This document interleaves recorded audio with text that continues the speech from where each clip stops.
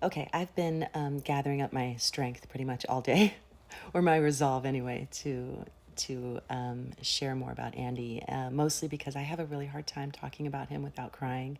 So it's gonna happen. So we're gonna buckle up. We're gonna go through this together. I am probably gonna cry, and we're just gonna have to deal with it. Um, so Andy, I guess I should start with the genealogy. Okay, so Jose, Lyle and Eric's father, was one of three siblings. Okay, the oldest was my mother, and my mother had four children. So I have three older sisters that are 7, 8, and 9 years older than me. I am the baby by a lot. Okay. Next in line was my aunt Martha, right? My tia Marta, who many of you may have heard of. She testified, and she's in memory care now. She's my godmother. She's also Eric's godmother. She had five children, and the youngest of which was Andy. He was the baby by a lot. So his siblings are 7, 9, 10, and 11 years older than him. And then there was Jose, right? Lyle and Eric. So our little foursome posse, like there were 11 first cousins on our side of the family, but 7 of them were much older. So we had our little cousin quartet, Eric, Lyle, Andy, and myself. And I first met Andy when he was 5. And Eric and I are 7, so Eric and I are the same age. Andy is 2 years younger than us. Lyle is 3 years older than us. When his family moved from Puerto Rico, so I'm sure many of you know that our family is Cuban immigrants, right? And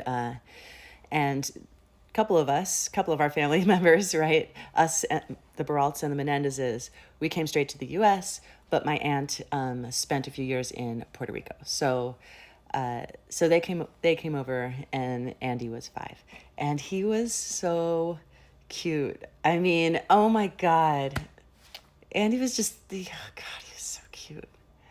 And all 4 of us were really close, but he I can't say enough about Andy in terms of like the light that he had inside of him.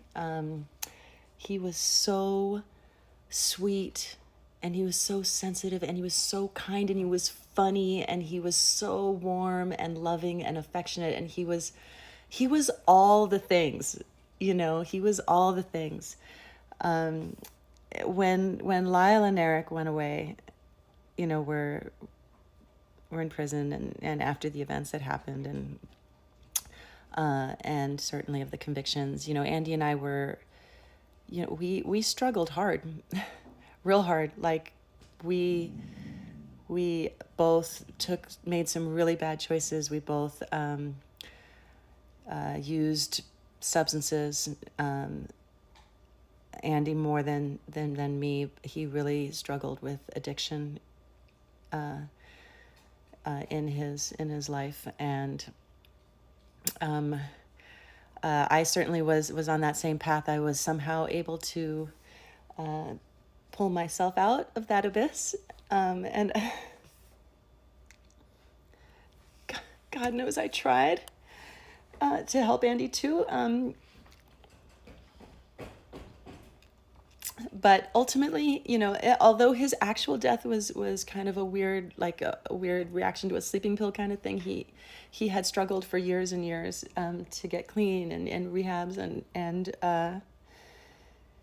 and so he wasn't able to, and we lost him right before his 30th birthday. Well, not right before he was a July birthday, and we lost him in January of that year, but when he was 29.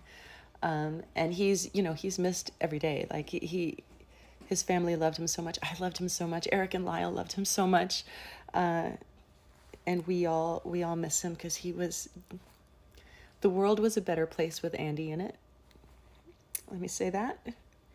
And there's sort of this hole that will, in all of our hearts, that will never quite be filled with him gone. But I am sort of grateful to be able to talk to him and to be able to share a little bit about him. Oh, I have a picture. Actually, this is like my favorite picture of him because he was so cute, right? He was so cute. And I wish I had more pictures of us because, he passed away before like social media or smartphones with cameras. And for most of the time as a Gen Xer, like I am super grateful. There's not a whole lot of evidence of me in my 20s because I was really wild and he was too. But I wish so much, that I had.